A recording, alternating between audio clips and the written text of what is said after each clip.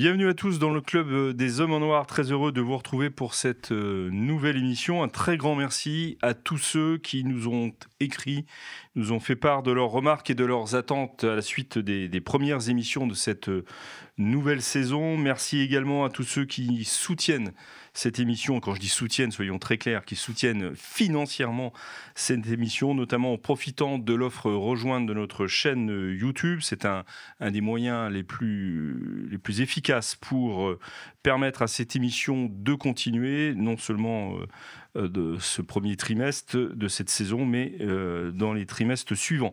N'hésitez pas à lire à ce sujet la description en bas de cette vidéo sur la chaîne YouTube et à nous envoyer un courriel pour profiter des avantages qui sont liés à l'offre rejoindre. Voilà, c'était les messages que je voulais dire aujourd'hui. N'hésitez pas non plus, je vais ajouter celui-ci, de mettre un pouce levé pour montrer que vous soutenez aussi cette émission et à nous adresser toutes vos remarques et éventuellement vos idées de thèmes d'émission. Je reçois aujourd'hui au micro du Club des Hommes en Noir, j'ai commencé à ma gauche, extraordinairement à ma gauche, l'abbé Claude Barthes. Monsieur l'abbé, bonjour. Bonjour. Je me tourne. En fait, vous êtes le doyen de cette émission. Eh oui, j'ai connu l'émission sur Radio Courtoisie. Sur Radio Courtoisie, dans ses débuts. Avec Daniel Biche. Enfin. Voilà, vous êtes un des fondateurs de cette émission. Je suis le seul survivant. Non. Vous aussi. Avec Philippe, quand même. Oui, alors, il y a moi, mais il y a l'abbé Cellier et l'abbé Tanoir. Là. À l'origine, il n'était pas là. Ah bon, alors j'étais persuadé qu'ils étaient là, mais si vous le dites... S'il n'en reste qu'un, je serai sûr. Voilà, donc vous êtes le doyen et nous avons le poussin. Le cadet... cadet de Gascogne, quasiment, et cadet de province en tous les cas. Le père Danziec, bonjour mon père. Bonjour Philippe et bonjour à tous. Merci d'être présent. Il est d'autant plus courageux d'être présent, c'est que je l'ai un peu bousculé samedi dernier, donc je lui présente publiquement mes excuses parce que je suis très touché de sa présence aujourd'hui. Et puis, je suis très heureux aussi d'accueillir le père Hervé Benoît, monsieur le recteur. Merci, cher Philippe, merci pour votre invitation. Et puis, comme toujours, je me tourne vers le laïc de l'étape, notre ami Guillaume de Tanoir, non pas que les autres ne soient pas Tanoir, c'est l'autre. Guillaume de Tanoir. C'est l'âge. Vous verrez quand vous aurez mon âge. Voilà. Donc, Guillaume, donc vous êtes tellement de choses qu'il faut que je me rattrape là. Donc, c'est pas absolument indispensable de se rattraper. Patron du Salon Belge, mais vous êtes aussi, m'a-t-on glissé tout à l'heure dans l'oreillette, vous êtes aussi éditeur. Oui. Et l'éditeur de l'abbé Benoît. Oui. Et éditeur de l'abbé Benoît. Et vous venez de publier un livre. Non, on ne l'a pas encore publié, mais il est en cours. Comme disent les canonistes. Mais bon, vous savez, avec les éditeurs, on est parfois, il faut être patient. Voilà, non, c'est une petite brochure, mais en ces temps de combat pour la vie de plus en plus âpre, voilà, une petite présentation historique sur l'histoire de l'idée de l'eugénisme. D'accord. Ce livre, ça s'appelle comment ? Ça s'appellera Maladie et handicap du Moyen-Âge au XXe siècle, je crois. Voilà. Ah oui, effectivement. Histoire rose et histoire noire. Et légende rose et légende noire. Aux presses de la délivrance, c'est ça ? C'est ça. Voilà, nous en avons parlé. J'ai rappelé que vous étiez éditeur. Merci beaucoup. Et donc bonjour. Bonjour sur le nom. Et donc je vous présente aussi mes excuses, décidément. Alors aujourd'hui, nous devons parler de l'école catholique parce que, comme vous le savez, il y a plusieurs faits qui se sont produits dans les semaines passées, de remise en cause en fait du caractère de la catholicité en fait de l'école. Mais avant, puisque c'est une émission qui est liée aussi à l'actualité, j'aimerais un peu avoir votre je ne sais pas comment dire, vos réflexions, votre analyse, vos remarques en tous les cas sur la nouvelle promotion, ça n'a aucun rapport avec l'école catholique, encore que, la nouvelle promotion des cardinaux, 21 cardinaux créés par le pape François, enfin qui seront créés prochainement, au mois de décembre, par le pape François. Monsieur l'abbé, vous qui êtes un vaticaniste, comme on dit. Non, mais en langage électoral, ça s'appelle bourrer les urnes. D'accord, alors ça, on va encore vous reprocher de faire de la politique. Hein. Je vais dire trop vite. Non, c'est vrai que, pour dire la vérité, on ne les connaît pas bien, ces cardinaux. Quelques-uns sont fort progressistes. Donc vous les connaissez, ceux-là. Mais la plupart sont inconnus et ils se rejoignent une masse de cardinaux inconnus. C'est quelque chose. On a un sacré collège brumeux, on ne sait plus. Et peut-être qu'entre eux même ils se connaissent pas en fait. J'ai l'impression, oui. Donc ça va être le prochain conclave va peut-être être difficile et les congrégations avant le conclave encore plus nécessaires que d'habitude. C'est que consistoire on nomme des cardinaux, ils se retrouvent au moment, en tout cas à ce moment-là. Peut-être expliquer que le collège cardinaliste est passé de, je crois, normalement il y a un chiffre à peu près autour de 120 non, ou 110, et là ils sont 140, quelque chose comme ça. Oui. Et il y a 80% du collège cardinaliste qui a été nommé, 85% maintenant, qui a été nommé par François, qui a fait autant de consistoires, donc c'est-à-dire de nomination de cardinaux, je crois 9 maintenant, que n'en avait fait le pape Jean-Paul II pendant ses quasiment 25 ans de pontificat. Oui. Parce que je crois que c'est peut-être juste ça. Moi, je connais pas vraiment le fond des personnes. Je veux dire, le pape, après, c'est le. Vous me laissez dire. Voilà. La responsabilité. Voilà, c'est ça. Non, mais c'est le pape qui est le chef de l'Église universelle. Donc après, somme toute, il fait ce qu'il veut. Et nous, on doit avoir un sentiment évidemment respectueux. Ce que l'on peut constater néanmoins. Je l'ai dit avec. Non, bien sûr, non, mais je dis, il n'y a aucun problème.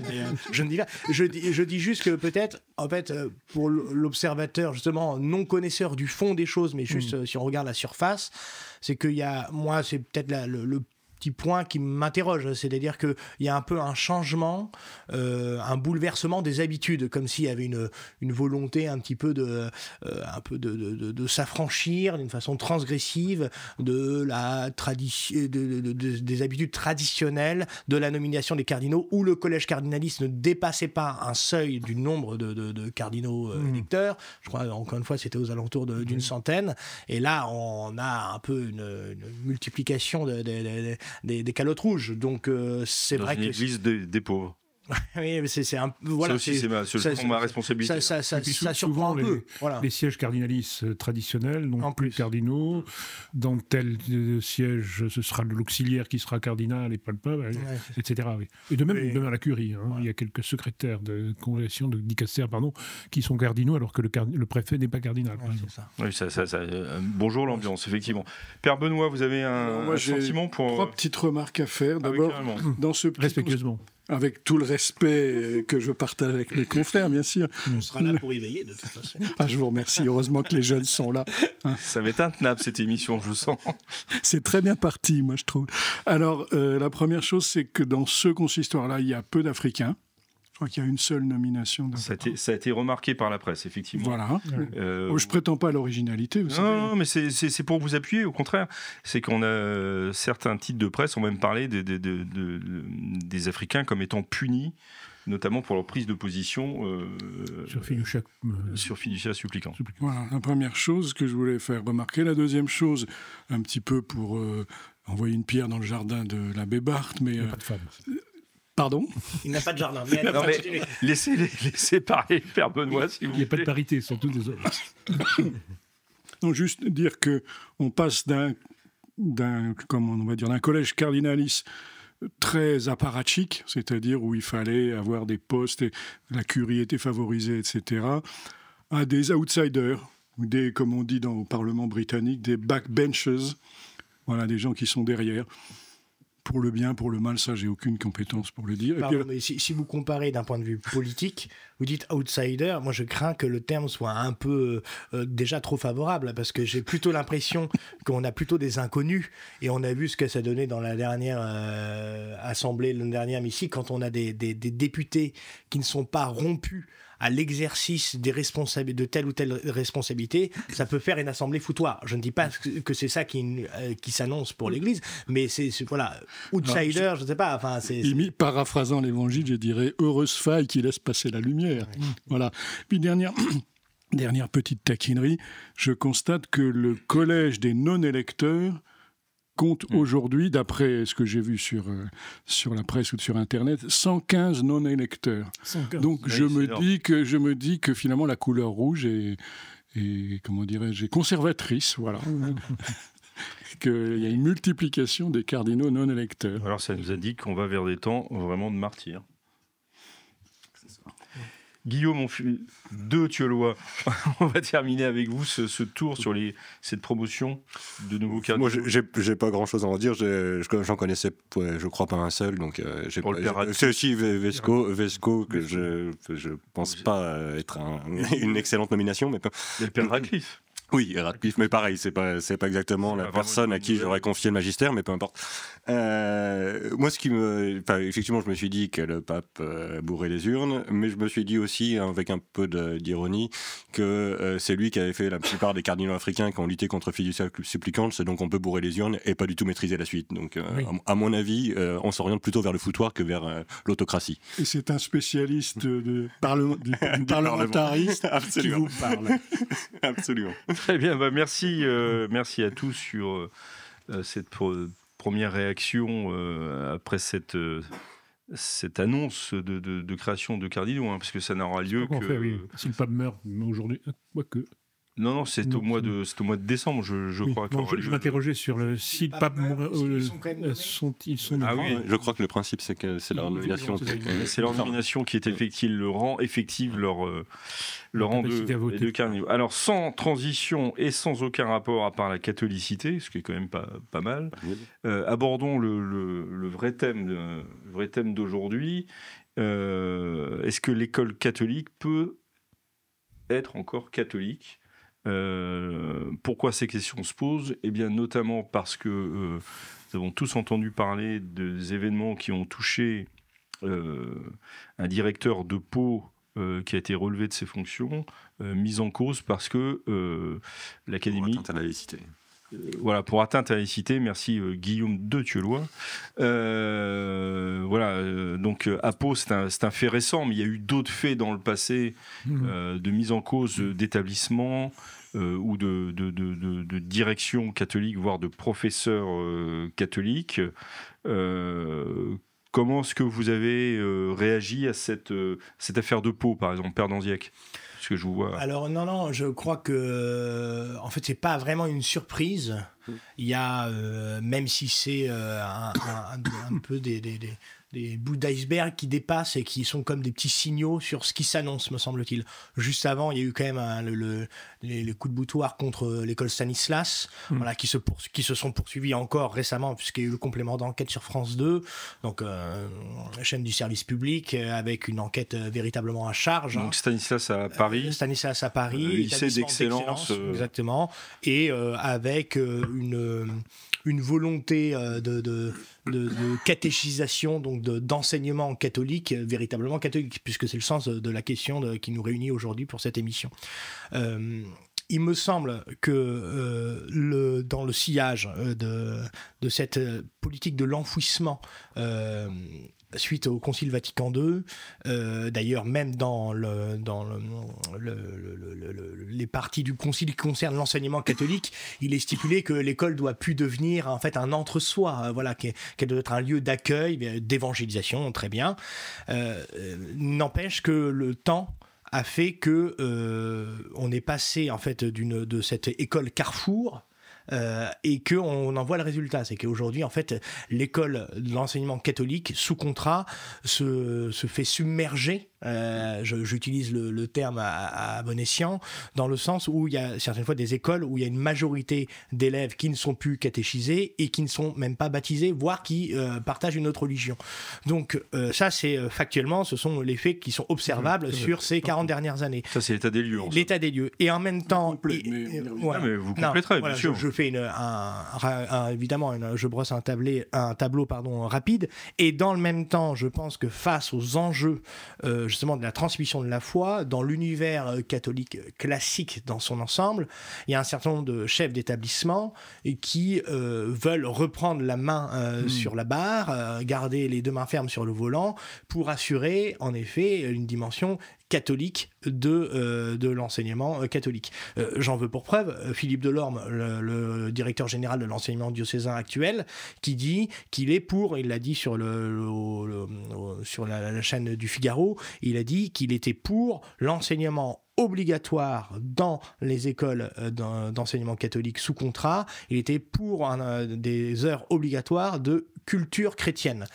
J'entends bien, mais c'est déjà un changement. C'est déjà un changement. Quant à son prédécesseur au début des années 2000, je viens de le dire, disait qu'il était contre une école citadelle, mais qu'il était pour une école Carrefour. Donc on n'est pas du tout sur le même paradigme. Mais c'est-à-dire que depuis 20 ans déjà, les choses ont changé, même dans le paysage catholique ordinaire français. Donc finalement, à la fois, il y a des chefs d'établissement qui se réveillent et qui veulent tout simplement garder leur authenticité, mais par effet de contraste, comme il y a eu un véritable effondrement, un véritable déclassement du catholicisme en France, analysé par Guillaume Cuchet notamment, eh bien, le contraste est d'autant plus saisissant. Donc, ce qui était une petite lumière lambda de l'enseignement catholique hier devient une sorte de feu scintillant qui fait peur à beaucoup. Voilà. Et donc, du coup, il y a un jeu de politique, de pouvoir, de rapport de force qui s'opère. Et dans ce cadre-là, on sent que ça tend qu'on ne sait pas trop. Et d'ailleurs,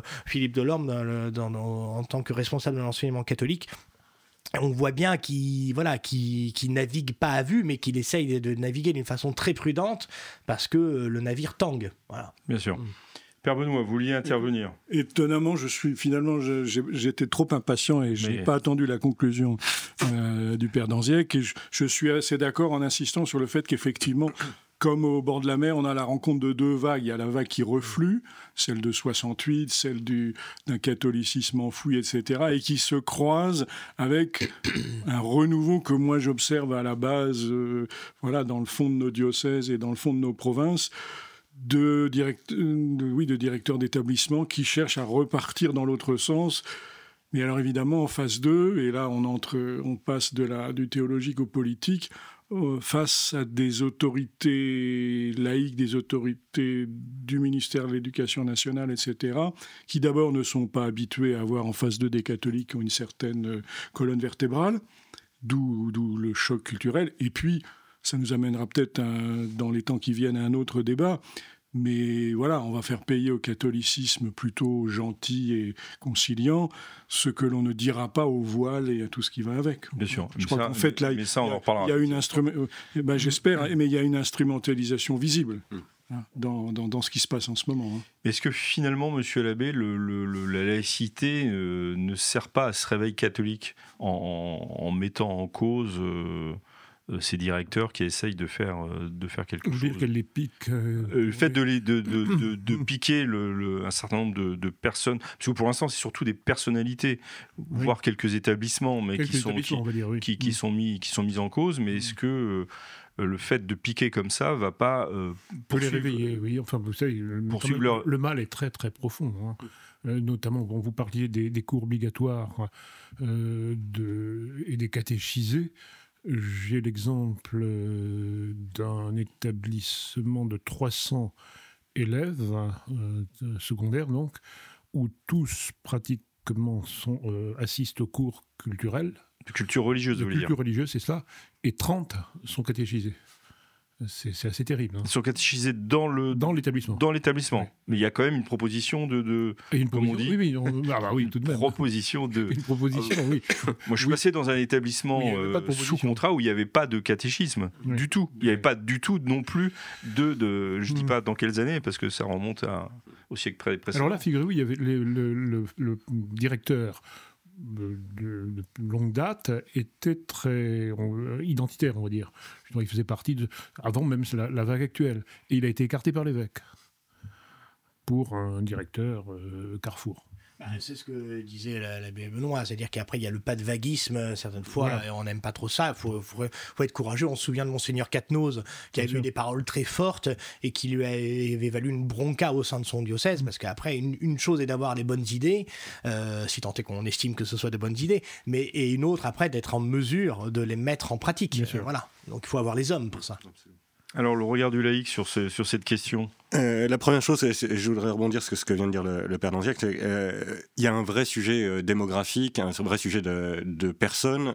J'ai eu une discussion avec un directeur de Cézanne, vraiment de très bonne volonté, il y a peut-être 5-6 ans, qui me disait, après 30 ans de politique systématique de remplacement des directeurs par des directeurs catholiques pour que les écoles soient catholiques, je vais l'année prochaine avoir tous mes directeurs catholiques. on est à des années-lumière d'avoir tous les profs catholiques. Hein. D'accord, on a bien entendu, oui, on a bien compris. Il lui a fallu 30 ans pour obtenir que tous ces directeurs soient catholiques. En fait, on n'imagine pas l'inertie du phénomène. Et donc évidemment, on paye 50 ans d'effondrement, et même si demain matin, tous les évêques étaient décidés à faire en sorte que l'enseignement catholique revienne à sa vocation de proposition explicite de la foi catholique, il faudrait des années, peut-être même des décennies, avant que ça soit répandu dans toute l'Église. Par ailleurs, on paye aussi, même si je pense que pour l'instant il ne faut surtout pas revenir là-dessus, mais on paye aussi les effets pervers de la loi Debré. Parce que la loi Debré a d'immenses avantages, évidemment, puisqu'elle rend financièrement acceptable le coût de l'enseignement catholique. Mais à quel prix ? Mais à quel prix, exactement. Et si c'est pour avoir un enseignement public bis, ça sert rigoureusement à rien. Moi, je lisais il n'y a pas très longtemps ce que disait François-Xavier Clément, qui est un très bon connaisseur du sujet, puisqu'il a été directeur de Saint-Jean-de-Passy, qui est un des grands lycées sous contrat de Paris. Il est relevé dans le sens catholique à Notre-Dame de France. Absolument. Et François-Xavier Clément disait il n'y a pas très longtemps, il est parfois plus facile de proposer la foi dans l'enseignement public que dans l'enseignement catholique sous contrat, ce qui est quand même inouï. Lui, il peut témoigner qu'on ne peut pas dire que la direction diocésaine l'ait beaucoup soutenu. Donc, il y a aussi... Ça nous a échappé, oui. Sauf quand il était nommé directeur du César, justement. Mais il a jamais été directeur du César. Si, à Saint-Étienne, mais c'est antérieur à sa présence à Saint-Jean-de-Passy. Mais juste un tout petit complément à ce que dit Guillaume de Thieulois. Qui est votre éditeur ? C'est mon éditeur. À vous tout seul ? Non, pas tout seul. Non, un de mes éditeurs. Allez-y. Non, mais je pense qu'il y a aussi un continent qui est celui des parents aussi. Oui. Est-ce que si vous avez affaire aussi à une espèce d'un indifférentisme général, il y a aussi une remotivation des parents aussi. Et même d'opposition. Parfois d'opposition. Voilà. Là aussi, je peux témoigner, j'ai vu ça dans un grand lycée catholique sous contrat, où des parents ont protesté contre le fait qu'en biologie, quelqu'un avait fait remarquer que la contraception posait des problèmes moraux. Donc la prof de bio profite de l'occasion pour faire un topo catholique. Et il y a eu une bronca des parents qui ont dit c'était sectaire, je sais pas quoi, et le directeur a pris position contre la prof. Et on me dit waouh, c'est dingue. Enfin, c'est pas non plus, c'est pas d'une violence inouïe de rappeler la doctrine catholique dans une école catholique, quoi. Il semblerait que si, effectivement. Puis alors, pardon, encore une fois, j'interromps, mais oui, il y a aussi. Allez-y. Moi, je ne dirai plus rien. Allez-y. Non, mais je pense aussi on paye aussi des années et des années de négligence dans le recrutement des enseignants aussi, puisque... c'est lié aussi à la loi Debré, ça. La loi Debré. Oui, je veux dire, quand vous êtes le nez dans le guidon de ces petites écoles de province, etc., on sait très bien que pour le primaire, le collège et le lycée, les candidats pour l'enseignement catholique sont les recalés des écoles normales de l'enseignement public, pour leur majorité. Et surtout, moi, je crois que déjà, il n'y a pas de... Pour bien situer aussi le problème d'une façon plus large, tout ce qui peut être moteur d'évangélisation est à soutenir. Donc si un directeur sous contrat veut réinsuffler de la catholicité dans son établissement, grand bien lui fasse, spécialement aux élèves qui sont inscrits dans son école, et c'est tant mieux. Maintenant, après, il y a quand même la question de fond sur cette liberté qui est offerte, et on a parlé déjà de l'inertie, de la pénibilité pour restructurer les directeurs diocésains à l'échelle donc des départements et donc des diocèses, mais derrière il faut avoir des hommes. Or, en fait, pour peut-être ceux qui nous regardent, ils ne saisissent pas ça, mais un directeur diocésain n'a pas la liberté totale dans le choix des professeurs qu'il fait. Vous dites que certaines fois il n'y a pas toujours le choix, j'en conviens, mais moi ce que j'observe, c'est que par exemple dans l'univers hors contrat, donc je ne dis bien que ce n'est pas que l'unique solution, c'est une partie de la solution. Dans l'univers hors contrat, eh bien on voit bien qu'une volonté invincible, un désir imperturbable de transmettre la foi aux enfants fait que il y a des gens qui se dévouent. Moi, j'en suis le spectateur vraiment ébahi, et même dans des endroits où finalement il y a peu de solutions d'emploi de professeurs, eh bien on finit par en trouver, parce que je crois que vraiment le bon Dieu récompense aussi le bon zèle. Et sur cette question de la loi Debré, c'est cela en fait, hein, c'est ça le sujet, sachant que cette loi Debré qui donc impose des contraintes dans le recrutement des professeurs, donc c'est-à-dire que moi j'ai eu un professeur au pied de la basilique Sainte-Anne-d'Auray dans l'ancien petit séminaire, qui est un professeur d'histoire, qui nous appelait camarades, chacun, camarade Denis, camarade que sais-je, etc. Et ensuite le deuxième point, c'est que camarade Danziac, et il disait lui-même, son professeur, à chacun sa vérité. Voilà, moi c'est ma devise, c'est à chacun sa vérité. Donc vous voyez, on est quand même marqué par une forme d'impuissance. Donc je crois qu'il y a un petit sujet de fond à éclaircir là-dessus. Je suis quand même très étonné en fait de vous entendre, parce que vous êtes en train de dresser, alors avec des nuances et des approches un peu différentes, le constat finalement de l'effondrement d'un certain renouveau, mais d'une situation quand même pas très catholique au sein de l'école catholique. Or, cette école catholique, moi, il me semble qu'elle est aujourd'hui attaquée par les gens d'en face, par le pouvoir laïque ou laïcard. Stanislas a été mis en cause notamment pour les cours de biologie ou pour les enseignements sur la vie sexuelle et affective, parce qu'elle essayait de transmettre un enseignement plus ou moins conforme d'ailleurs, mais enfin qui tentait d'être le plus conforme possible à ce que veut l'Église. Oui, c'est ça, et donc, mais on est devant ce paradoxe. Il y a des attaques très fortes. Oui, c'est pas un paradoxe, c'est cet effort de catholicisation qui est attaqué. Il y a deux lignes de front.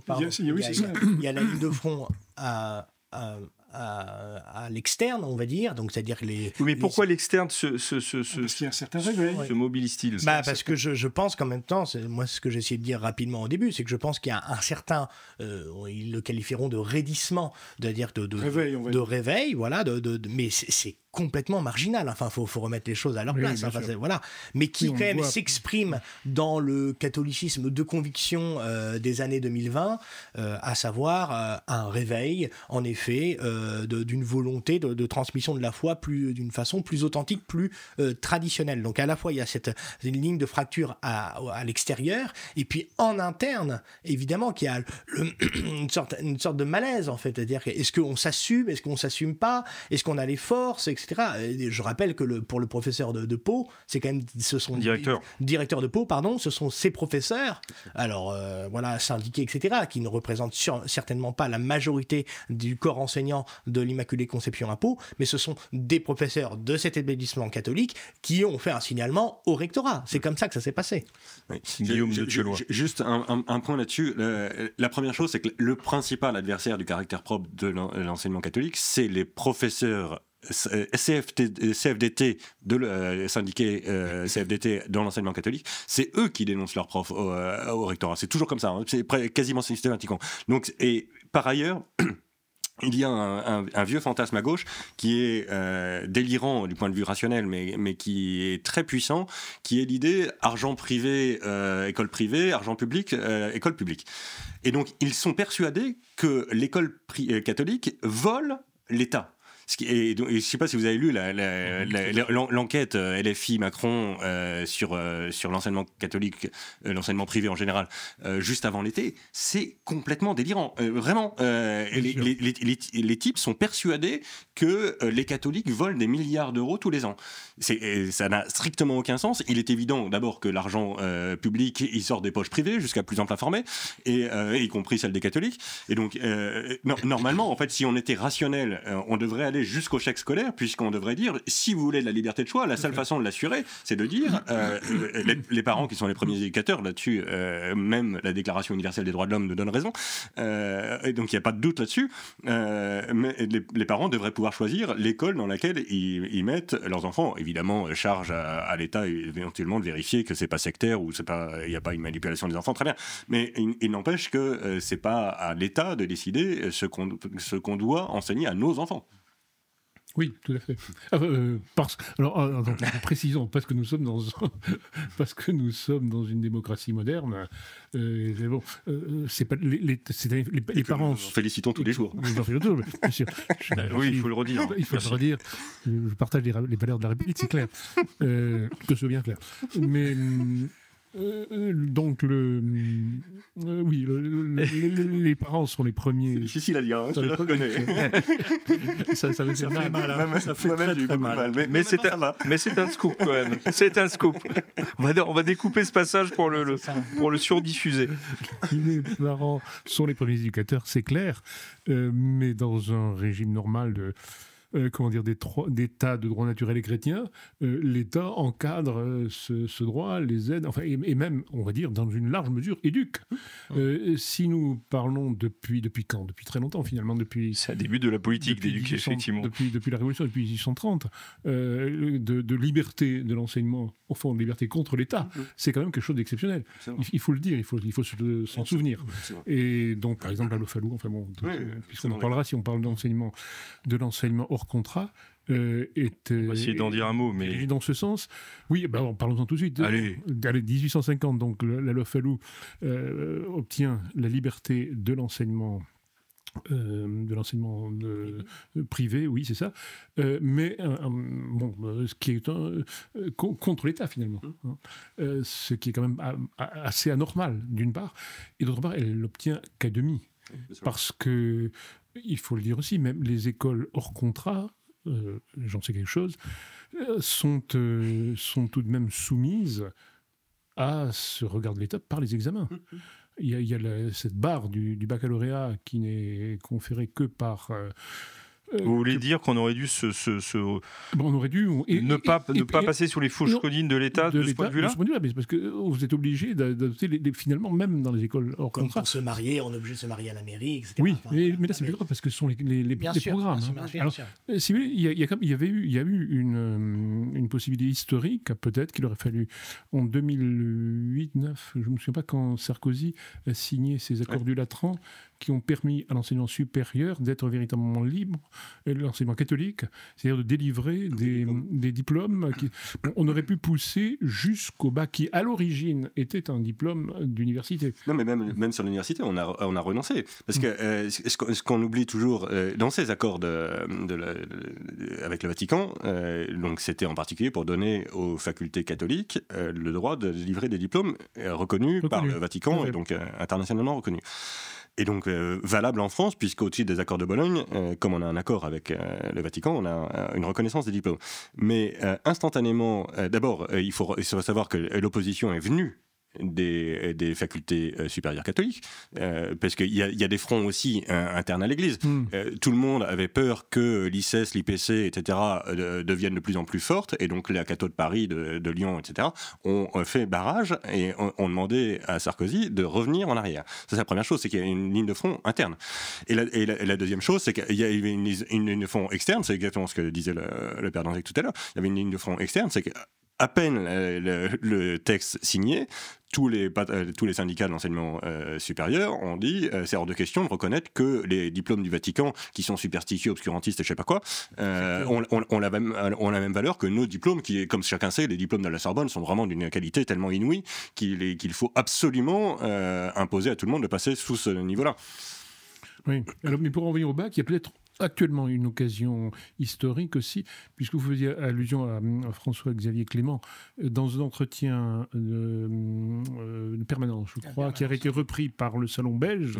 Il dit pourquoi il propose un baccalauréat catholique. La mise en place d'un baccalauréat catholique. Alors, ça pourrait être très difficile, mais ce serait certainement une très bonne opération, d'autant que le bac le vrai, enfin le bac ordinaire, c'est plus rien du tout. Ne vaut plus rien. Alors, il faut quand même... Le temps passe, donc je vous donne la parole, Père Danziac, ensuite au Père Benoît, et puis je voudrais revenir sur le point que vous avez souligné. Pourquoi cette ligne de fracture semble-t-il un peu nouvelle à un front externe, voilà.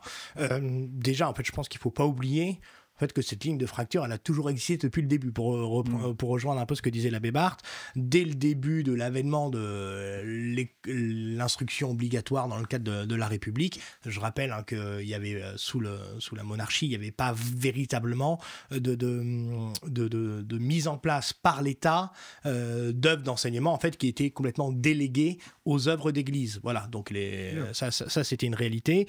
Dès le début, je reprends une citation du fondateur de la Ligue de l'enseignement, donc un laïcard, un laïciste, en 1866, qui disait « Nous avons affaire non de la pédagogie, mais de la propagande républicaine ». L'idée, c'est de sortir les enfants de tous les déterminismes de leur univers catholique. Donc ça, c'est un premier point. Il ne faut pas oublier aussi que la loi de Bré a été au fur et à mesure des années reniée dans la confrontation et certaines fois la faiblesse aussi de combative de l'univers catholique. Hein, enfin, voilà. À savoir, par exemple, quand il y a eu ce fameux projet, la loi Savary, en 1984, les grandes manifestations qui ont fait tomber la loi. Après, c'est Chevènement, qui n'est pas réputé pour être un pilier de sacristie, et qui a repris le flambeau. Et par exemple, ça a été gravé dans le marbre que le rapport enseignement public, enseignement privé, c'est 80%, 20%. C'est-à-dire que quand il y a des fermetures de classes dans l'univers public, il faut proportionnellement, il y ait les mêmes fermetures de classes dans l'enseignement privé. Or, on assiste à deux faits concomitants. Le premier, c'est la baisse de la natalité qui fait qu'il y a inévitablement des fermetures d'établissements, de classes, par un effet tout à fait logique. Or, en même temps, l'autre effet, c'est qu'on assiste à l'effondrement de l'enseignement public, si vous voulez, du système public. Là, l'autre jour, je lisais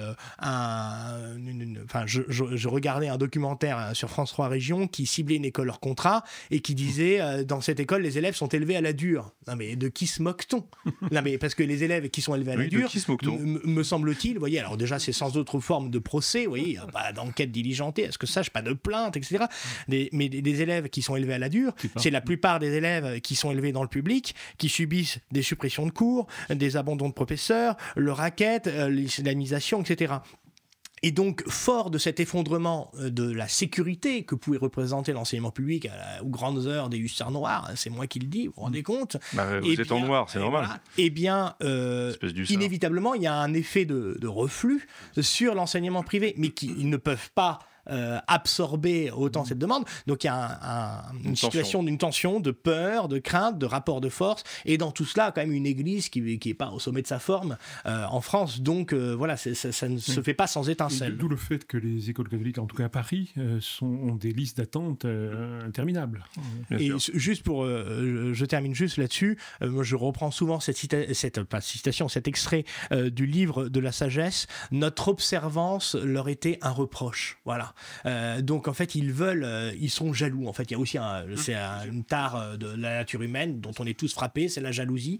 Donc souvent ils voient la réussite qui est liée aux pédagogies traditionnelles tout de même, l'estrade, la blouse, le sens de l'autorité. D'ailleurs, on voit bien que même les gouvernements, quand Attal était ministre de l'Éducation nationale, il y avait un projet de remettre l'uniforme, etc.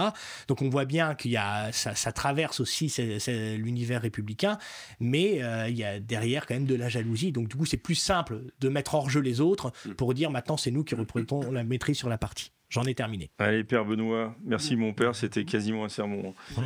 Père Benoît, c'est à vous de conclure. Eh bien, écoutez, je vais conclure de la manière suivante. En travaillant le sujet de Saint Ignace de Loyola, en 1538, lorsque les premiers jésuites sont arrivés à Rome, parmi les premières choses qu'ils ont faites, c'est d'ouvrir une école. Donc, ils ont loué une salle et ils ont mis sur la porte un panonceau sur lequel il y avait écrit « École, grammaire, humanité, doctrine chrétienne, point, gratuité ». Je crois que là, en 5 points, alors malheureusement nous n'avons pas le temps de commenter ces 5 points, mais on a tout le résumé de la nature profonde de ce que c'est qu'un enseignement catholique vrai. Très bien, merci beaucoup pour ce propos de conclusion. Je note aussi que je n'ai pas eu le temps de vous interroger, et je vous présente mes excuses, mais sur le fait qu'il y a il me semble que le premier responsable dans un diocèse de l'enseignement catholique, c'est l'évêque. Et qu'on a beaucoup parlé des directeurs d'établissements, ou des directeurs de l'enseignement diocésain, ou du directeur ou du responsable général, je sais plus le titre. Secrétaire général. Le secrétaire général de l'enseignement catholique en France. Mais il y a une espèce de trou noir dans notre conversation, ce qui nous vaudra une autre émission, bien sûr. Comme je suis toujours en recherche d'idées, c'est parfait. On n'a absolument pas parlé de la responsabilité de l'évêque sur l'enseignement catholique. De l'évêque, qui est le premier responsable de l'enseignement catholique dans son diocèse, et par ailleurs que cet enseignement catholique a un champ d'apostolat direct, qui est tous ces élèves qui ne sont pas catéchisés. On parle beaucoup des périphéries, etc., mais les périphéries sont déjà chez nous, en fait. Sauf qu'on ne semble pas aller... jusqu'au bout du process. À la rencontre... Oh, quel horrible terme. À la rencontre des périphéries. Voilà, merci messieurs, de vos avis et de vos lumières. Nous nous retrouverons, si Dieu veut, bien sûr, la semaine prochaine pour une nouvelle émission, un autre thème.